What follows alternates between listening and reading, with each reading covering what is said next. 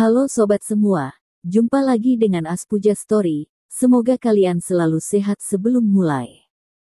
Jangan lupa subscribe, like, komen, serta nyalakan lonceng biar dapat notifikasinya update terbarunya. Bab 27 Undangan Tuan Ketiga.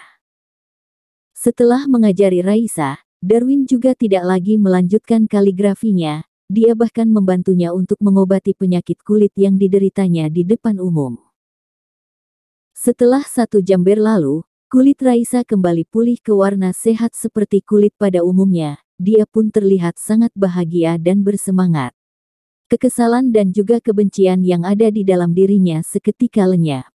Bagaimanapun juga penyakit kulit ini telah menyiksanya selama beberapa tahun terakhir, dan saat ini, dia tentu merasa sangat senang setelah berhasil mengatasi masalah ini. Terima kasih banyak, Darwin. Katakanlah berapa biaya pengobatan ini, akan kubayar 2 kali lipat. Ujar Raisa sambil tersenyum. Lain kali jangan selalu membicarakan tentang uang, karena tidak semua hal lebih penting dari uang. Misalnya, seperti aku yang telah membantumu menyembuhkan penyakit kulitmu, kamu bisa mentraktirku makan yang enak. Kita semua kenyang dan bahagia, bukankah seperti itu lebih baik? Kata Darwin sambil tersenyum datar. Raut wajah Raisa seketika merona, dirinya memang selalu mengagungkan uang, segera ia menganggukkan kepalanya. Jonathan mau lagi-lagi berdiri, lalu berkata dengan penasaran, Darwin, keterampilan medismu sungguh hebat bahkan lebih hebat dari orang yang bergelar dokter di luar sana. Entah siapa gurumu. Tidak ada guru. Ucap Darwin dengan tenang. Otodidak, hebat sekali. Jonathan mau berkata dengan takjub. Tidak, Tuan Jonathan terlalu memujiku. Sebenarnya penyakit kalian itu sangat sederhana. Apa kalian melihat pohon ini? Darwin tersenyum misterius. Tubuhnya yang tinggi berdiri tegap di ruang tamu sambil menunjuk keluar jendela. Semua orang mengalihkan penglihatannya mengikuti jarinya. Benar saja ada sebuah pohon di sana dan itu merupakan sebuah pohon beringin berwarna ungu yang langka. Raisa menyukai pohon ini dan dia bahkan menghabiskan uang sebesar 400 juta rupiah untuk membeli pohon ini. Konon terdengar bahwa dia mendapatkan pohon ini dari sekelompok pencuri yang berasal dari selatan. Beringin ungu ini tumbuh dengan lambat dan berada di ambang kepunahan, sudah sangat jarang ditemui di atas gunung dan juga di pasaran.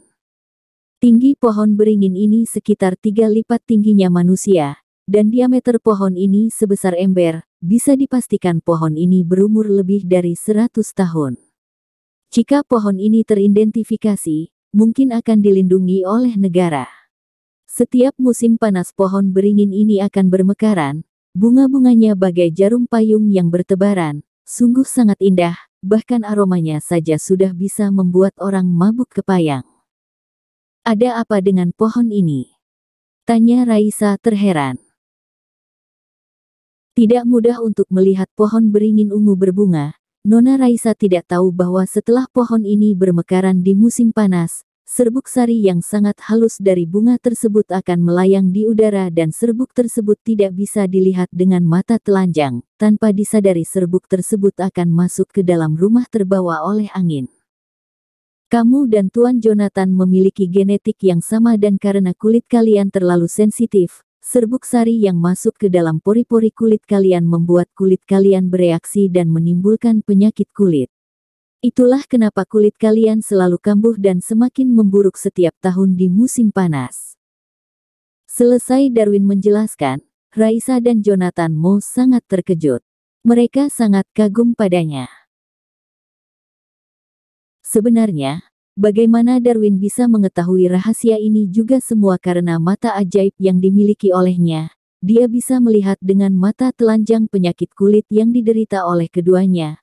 Lalu dia juga melihat serbuk sari yang melayang di udara. Barulah dia mengetahui penyebabnya. Jika dia tidak mempunyai sepasang mata ini, dia tidak akan mengetahui penyebabnya. Lalu, kenapa aku tidak apa-apa? Tanya Sherina tidak mengerti. Karena kulitmu tidak sehalus dan selembut kulit Nona Raisa, sayang sekali, genetik kulit sebagus itu tidak ada di dalam dirimu. Ucap Darwin sambil menghelakan napas. Sherina segera menggertakkan giginya ketika mendengar ucapan itu, lalu diikuti suara tawa dari semua orang. Suasana di ruang tamu seketika berubah menjadi hangat. Ketika Darwin sedang melakukan pengobatan itu, dia mengambil gluten yang terbuat dari tepung di dapur, lalu ia menambahkan jus bayam yang berwarna hijau gunanya untuk mengalihkan doni ma.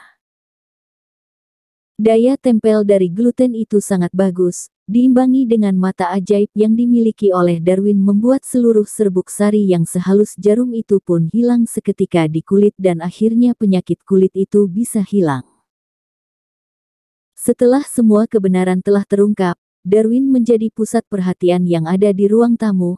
Metode, pengetahuan dan wawasannya yang begitu luas membuat semua orang sangat terkesima padanya. Tidak ada yang berani meremehkannya lagi, bahkan mereka semua berinisiatif untuk mendekatinya. Raisa juga telah mengubah sikapnya. Dia bahkan meminta Darwin untuk memanggilnya dengan panggilan Bibi. Darwin pun tidak menolaknya, setidaknya dia telah menambahkan koneksinya. Melihat situasi seperti ini, Jonathan Mo juga memintanya untuk memanggilnya dengan sebutan Paman, seketika dia berhasil mendekatkan dirinya dengan keluarga Mo. Hanya saja di mata Sherina tetap sangat tidak menyenangkan. Selanjutnya, di bawah saran dari Darwin, pohon beringin ungu yang begitu berharga ini dipindahkan ke tempat yang tidak diterpa oleh angin dan jauh dari area villa. Dengan begitu serbuk sari dari pohon ini tidak akan merusak kulit mereka lagi. Setelah semuanya telah selesai, Jonathan meminta Darwin untuk menikmati pemandangan yang ada di sekitar villa, bahkan di belakangnya juga diikuti oleh Victor dan Sherina, sedangkan Raisa, dia telah pergi untuk menyiapkan makanan. Karena identitas Darwin yang telah menjadi rekan kerja serta memiliki saham asli 20% di Royal Jewelry, tidak menutup kemungkinan bagi Jonathan Mo untuk memeriksa karakter serta kemampuannya semaksimal mungkin.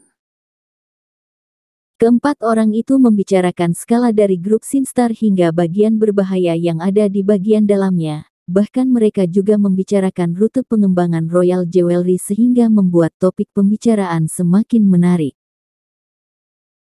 Meskipun dalam bekerja Darwin begitu rendah diri, tapi dia juga menemukan banyak kekurangan dalam manajemen grup Sinstar.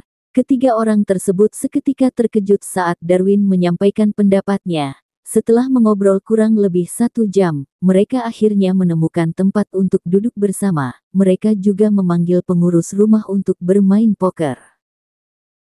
Sebenarnya guna permainan ini juga untuk menganalisa watak yang dimiliki oleh Darwin. Jonathan Mo tentu tidak ingin mempersilakan musuh masuk ke dalam rumahnya. Darwin tidak tahu bagaimana memainkan permainan mahjong dan catur, dia hanya mengetahui sedikit tentang permainan poker saja. Selain mengandalkan keberuntungan dan kemampuan dalam bermain poker, tentu mereka semua yang duduk di sini adalah orang-orang yang ber-IQ tinggi dan juga hebat dalam permainan kartu. Awalnya mereka ingin menekan semangat Darwin, tapi tak disangka Darwin malah selalu menempati posisi kedua selama 6 putaran. Keterampilan bermain kartunya sedikit tidak masuk akal. Setelah selesai bermain, pengurus rumah mengantar Darwin ke toilet. Hanya tersisa mereka bertiga yang saling bertukar pandang. Ayah, pengetahuan anak itu tidak sedikit. Ayah jangan terlalu percaya padanya, ujar Sherina. Setelah mendengar perkataan ini, Jonathan Mo tersenyum dan berkata, justru orang yang tidak cerdas akan lebih sulit untuk dipergunakan. Dan Darwin ini adalah orang yang memiliki keberanian dan strategi, dia tahu kapan harus maju dan mundur. Bermain poker ini sangat mudah untuk menganalisa wataknya yang sebenarnya, dia bisa mengontrol pikirannya untuk tetap tenang dan bisa menahan godaan di saat memiliki kesempatan. Anak muda ini sangat hebat, aku sarankan padamu untuk mengubah sudut pandangmu, cobalah untuk mendekatkan diri dengannya. Hilangkan dari masalah pribadimu, Victor cepat katakan sesuatu. Sherina mengerutkan bibirnya dan memandang ke arah Victor. Victor hanya terkekeh dan berkata, Sebenarnya, aku juga kagum dengan pemuda ini. Seketika bibir Sherina semakin cemberut dan tidak bisa berkata apa-apa. Ketiga orang itu tidak mengetahui mata ajaib yang dimiliki oleh Darwin. Dia bahkan bisa melihat kartu mereka dengan sangat jelas sehingga memudahkannya dalam bermain poker. Jika seandainya mereka bertiga mengetahui hal ini, mungkin mereka akan kesal setengah mati. Kecurangan seperti ini sungguh sangat keterlaluan. Hal yang membuat mereka mengatakannya tenang, berani serta memiliki strategi juga semua karena dia telah mengetahui kartu rahasia mereka. Makan siang yang disajikan sangat enak, hubungan antara Darwin dan keluarga Mo juga semakin dekat. Setelah selesai mengobrol, tadinya mereka masih ingin mempersilakan Darwin untuk makan malam di sana, tapi karena di hadapan mereka bertiga, topik pembicaraan yang dibahas tak lain hanya tentang rencana bisnis serta manajemen bisnis, membuat Darwin merasa sangat bosan. Sungguh topik pembicaraan yang tidak menarik, terlebih Sherina juga sering memperhatikannya seolah-olah berhutang banyak padanya. Setelah berpamitan, Darwin telah kembali ke tempat tinggalnya yang ada di lantai bawah. Saat itu hari sudah malam dan matahari segera menenggelamkan dirinya. Pemandangan ini sangat indah, tapi Darwin sama sekali tidak tertarik untuk menikmatinya. Karena di koridor ini, terdapat 3 pria asing yang berdiri di sana. Dari penampilannya bisa dilihat mereka merupakan sekelompok preman. Mereka mengingatkannya pada Aldo dan si gendut Juan yang telah dihajar olehnya belakangan ini. Darwin bisa menebak tujuan kedatangan mereka. Dia bukanlah seorang penakut. Selain itu dia juga tahu bahwa sekelompok orang seperti ini akan semakin menjadi-jadi jika dia menghindarinya. Oleh karena itu, Darwin pun melangkah maju. "Apa kamu yang bernama Darwin?" kata pria yang memiliki wajah persegi. "Ya, ada perlu apa?" kata Darwin. "Tuan ketiga mengundangmu, semoga kamu bisa datang, dan jika kamu tidak pergi atau mungkin saja kamu akan kabur, tapi seluruh anggota keluargamu tidak mungkin meninggalkan kota Einklak ini, kan?" Pria berwajah persegi tersebut mengancam dengan halus. Darwin segera mengangguk dan berjalan bersama dengan mereka bertiga. Sebenarnya dia juga tidak tahu siapa tuan ketiga yang dimaksud. Darwin juga bukan takut, hanya saja dia ingin mengakhiri masalah ini secepatnya agar tidak membuat keluarganya tersakiti. Dia memiliki penglihatan yang hebat dan tidak mudah bagi orang biasa untuk menindasnya. Setelah 20 menit berlalu, sebuah mobil Subaru membawa mereka berempat ke sebuah tempat tujuan, sebuah klub hiburan mewah. Setelah Darwin turun dari mobil, raut wajahnya tidak berubah dan masih tetap terlihat sangat tenang, tapi sebenarnya jauh di dalam lubuk hatinya dia sangat terkejut, ternyata Padis Pub. Tidak ada seorang pun yang tidak mengetahui Padis Pub. Ini adalah sebuah klub yang sangat terkenal di kota Einklak. Konon katanya jika kamu memiliki uang, kamu bisa melakukan segala hal di dalam sana. Ini adalah tempat termahal urutan ketiga di kota ini. Orang-orang yang sudah pernah masuk ke dalam tempat ini pasti akan mengacungi jempolnya saat keluar. Beberapa klub hiburan saingan juga tidak bisa menumbangkan Padis Pub di kota Einklak, karena sosok di balik klub ini sangat misterius.